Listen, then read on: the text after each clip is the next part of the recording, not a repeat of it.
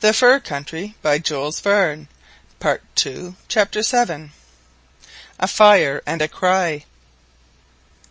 The lieutenant and the sergeant spent the evening in the large room of the fort, where all were assembled except the astronomer, who still remained shut up in his cabin.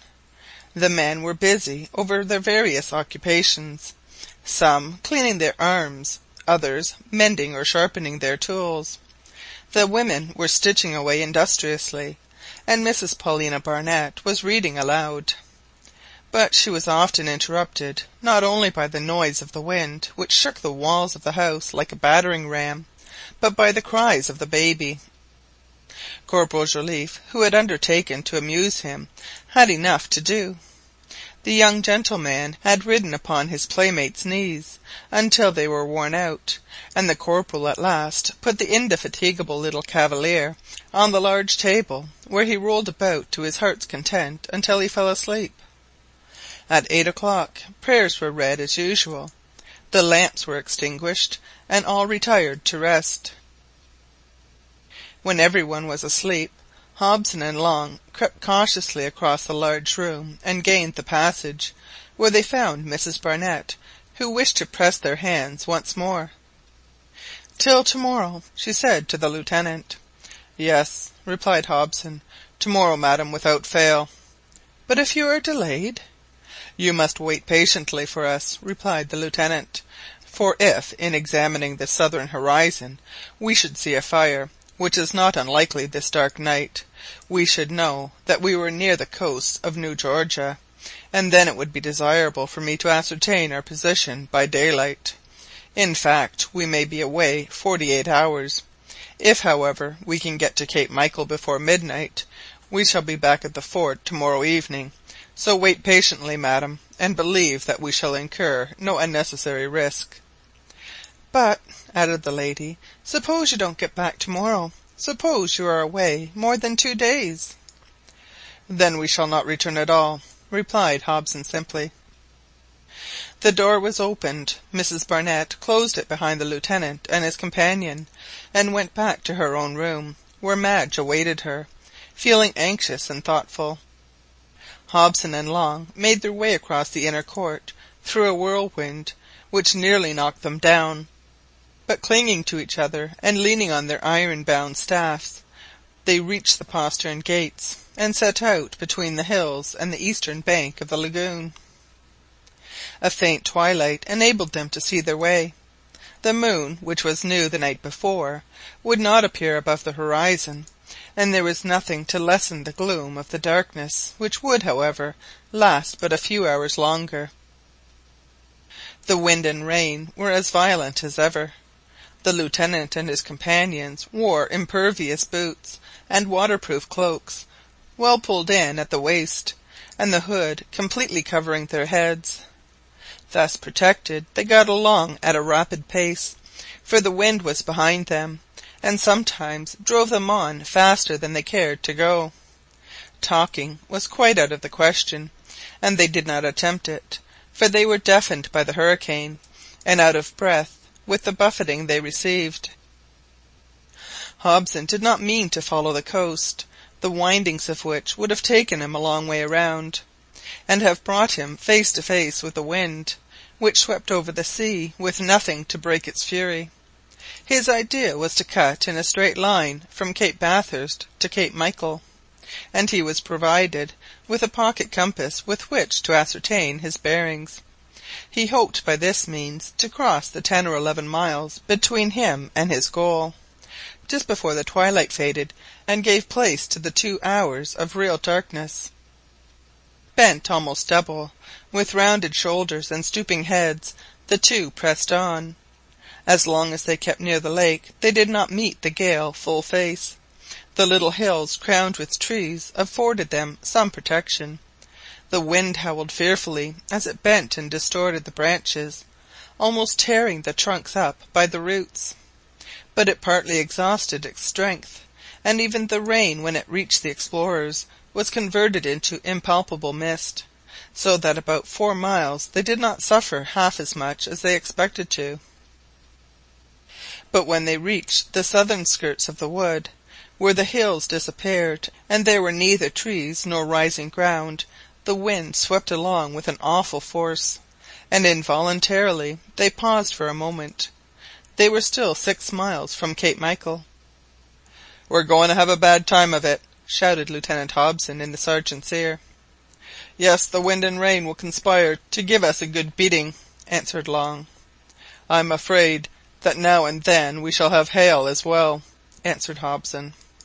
"It won't be as deadly as grape shot," replied Long coolly, "and we have both been through that, and so forwards. Forwards, my brave comrade." It was then 10 o'clock. The twilight was fading away, dying as if drowned in the mists or quenched by the rain and wind.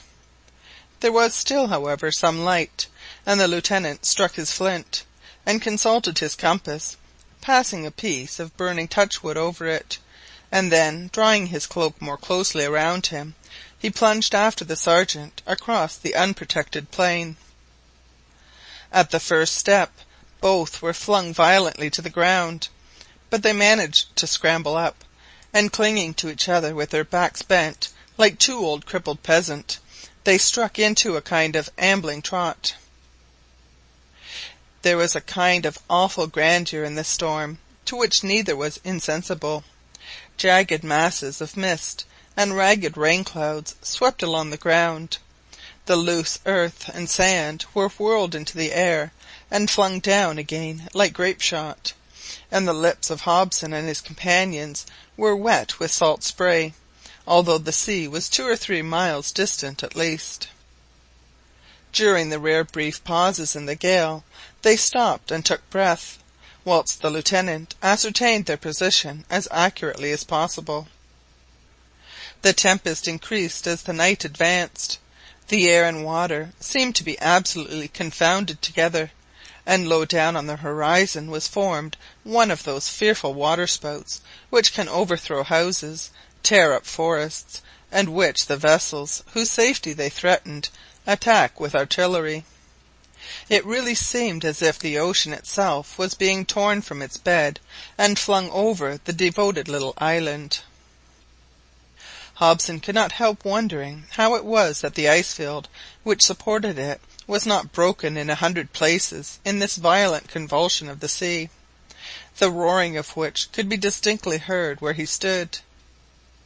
Presently Long, who was a few steps in advance, stopped suddenly, and turning round managed to make the lieutenant hear the broken words.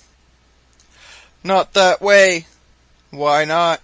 "The sea." "What? The sea? We cannot possibly have got to the south-east coast.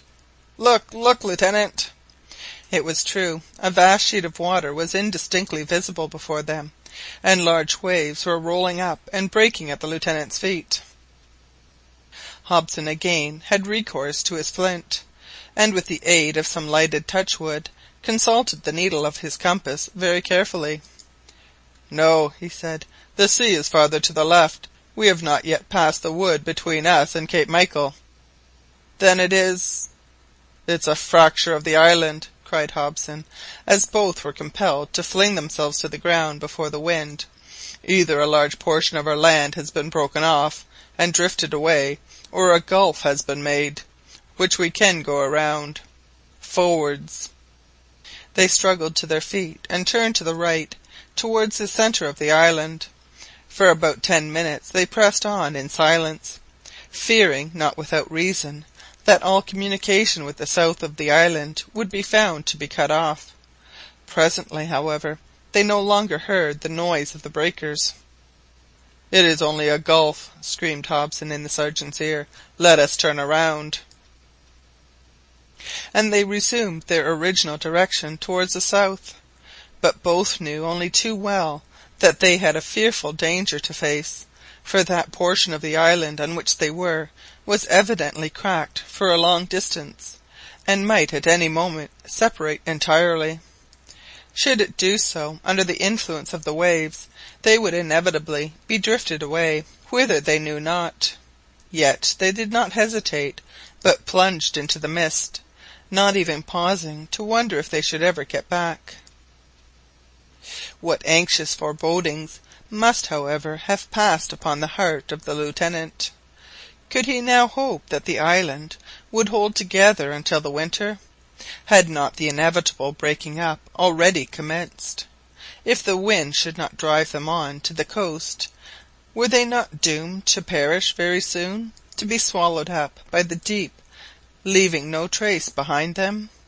What a fearful prospect for all the unconscious inhabitants of the fort! But through it all the two men, upheld by the consciousness of a duty to perform, bravely struggled on against the gale, which nearly tore them to pieces, along the new beach, the foam sometimes bathing their feet, and presently gained the large wood which shut in Cape Michael. This they would have to cross to get to the coast by the shortest route, and they entered it in complete darkness, the wind thundering among the branches over their heads. Everything seemed to be breaking to pieces around them. The dislocated branches intercepted their passage, and every moment they ran a risk of being crushed beneath a falling tree, or they stumbled over a stump they had not been able to see in the gloom. The noise of the waves on the other side of the wood was a sufficient guide to their steps, and sometimes the furious breakers shook the weakened ground beneath their feet.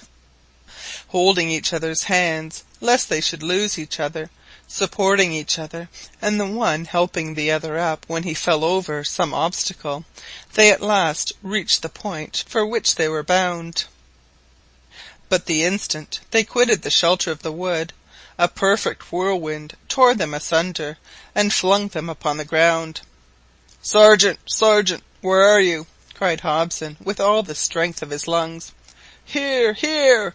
roared Long in reply, and creeping on the ground they struggled to reach each other, but it seemed as if a powerful hand riveted them to the spot on which they had fallen, and it was only after many futile efforts that they managed to reach each other.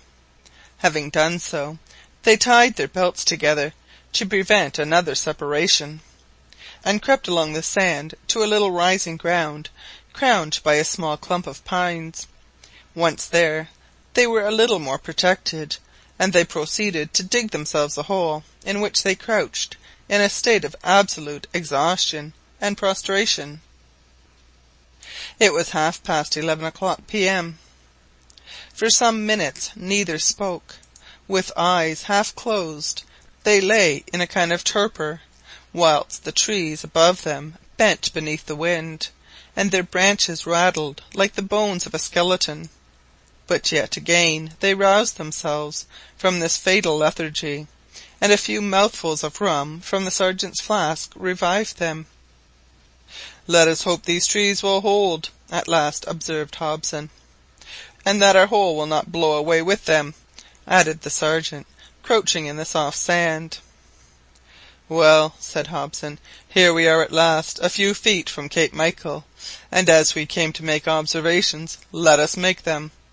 I have a presentiment, Sergeant, only a presentiment, remember, that we are not far from firm ground." Had the southern horizon been visible, the two adventurers would have been able to see 2/3 of it from their position, but it was too dark to make out anything, and if the hurricane had indeed driven them within sight of land, they would not be able to see it until daylight, unless a fire should be lighted on the continent. As the lieutenant had told Mrs Barnett, fishermen often visited that part of North America which is called New Georgia, and there are a good many small native colonies, the members of which collect the teeth of mammoths, these fossil elephants being very numerous in these latitudes. A few degrees further south, on the island of Sitka, rises New Archangel, the principal settlement in Russian America, and the headquarters of the Russian Fur Company, whose jurisdiction once extended over the whole of the Aleutian Islands. The shores of the Arctic Ocean are, however, the favourite resort of hunters, especially since the Hudson's Bay Company took a lease of the districts formerly in the hands of the Russians, and Hobson, although he knew nothing of the country, was well acquainted with the habits of those who were likely to visit it at this time of the year, and was justified in thinking that he might meet fellow countrymen, perhaps even members of his own company, or failing them, some native Indians scouring the coasts. But could the lieutenant reasonably hope that Victoria Island had been driven towards the coast? "Yes, 100 times yes," he repeated to the sergeant again and again.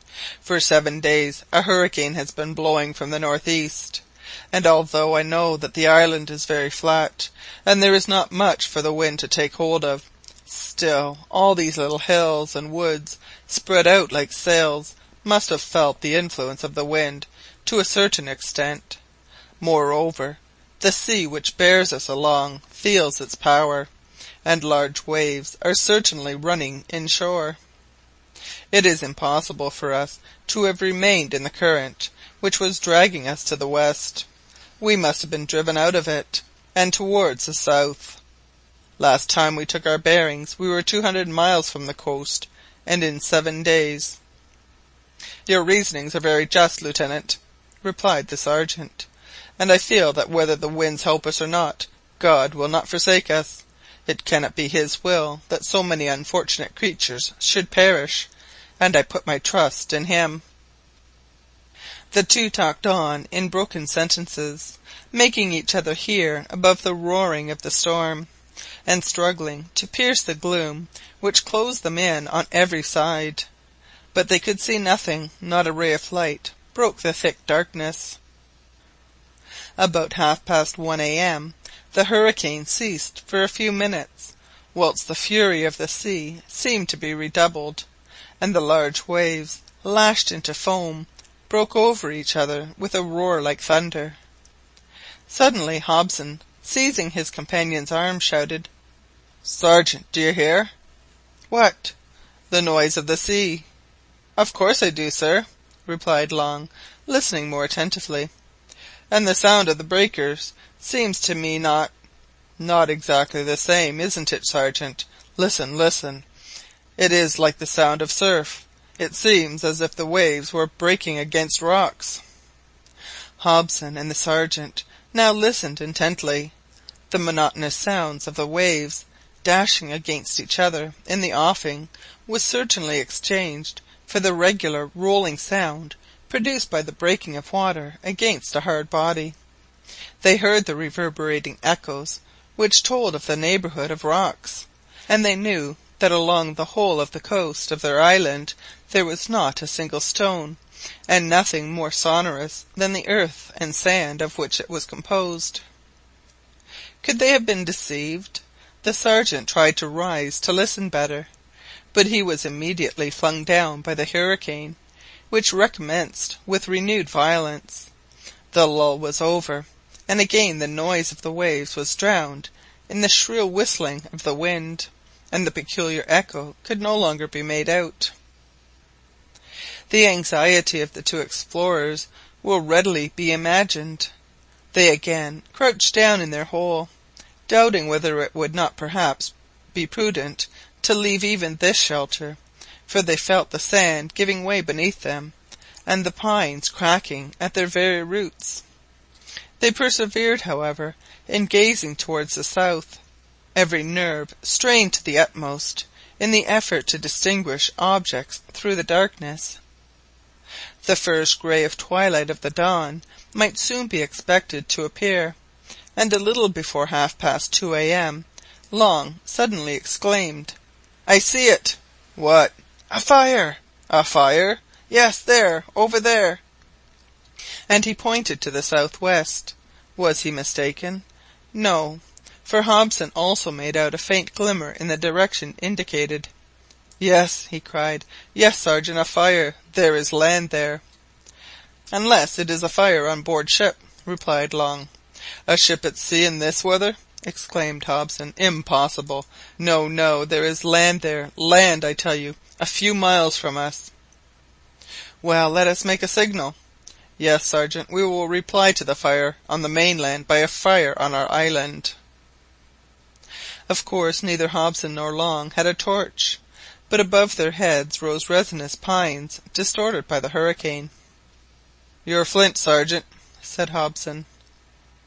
Long at once struck his flint, lighted the touchwood, and creeping along the sand, climbed to the foot of the thicket of firs, where he was soon joined by the Lieutenant. There was plenty of deadwood about, and they piled it up at the stems of the trees, set fire to it, and soon, the wind helping them, they had the satisfaction of seeing the whole thicket in a blaze. "Ah," said Hobson, "as we saw their fire, they will see ours." The firs burnt with a lurid glare like a large torch. The dried resin in the old trunks aided the conflagration, and they were rapidly consumed. At last the crackling ceased, the flames died away, and all was darkness. Hobson and Long looked in vain for an answering fire. Nothing was to be seen. For 10 minutes they watched, hoping against hope, and were just beginning to despair, when suddenly a cry was heard, a distinct cry for help. It was a human voice, and it came from the sea. Hobson and Long, wild with eager anxiety, let themselves slide down to the shore. The cry was not, however, repeated. The daylight was now gradually beginning to appear, and the violence of the tempest seemed to be decreasing. Soon it was light enough for the horizon to be examined, but there was no land in sight. Sea and sky were still blended in one unbroken circle. End of chapter 7.